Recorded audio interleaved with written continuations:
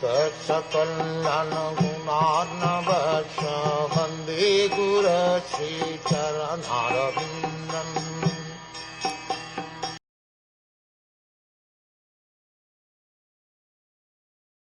As the Supreme Personality of Godhead, you have taken birth from my abdomen.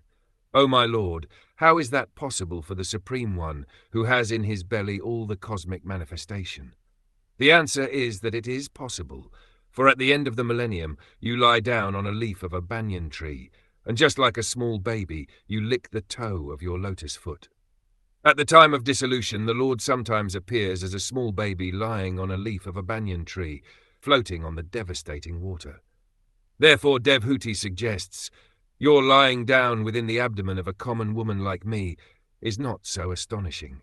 You can lie down on the leaf of a banyan tree and float on the water of devastation as a small baby. It is not very wonderful, therefore, that you can lie down in the abdomen of my body. You teach us that those who are very fond of children within this material world, and who therefore enter into marriage to enjoy family life with children, can also have the Supreme Personality of Godhead as their child, and the most wonderful thing is that the Lord himself licks his toe. Since all the great sages and devotees apply all energy and all activities in the service of the lotus feet of the Lord, there must be some transcendental pleasure in the toes of his lotus feet. The Lord licks his toe to taste the nectar for which the devotees always aspire.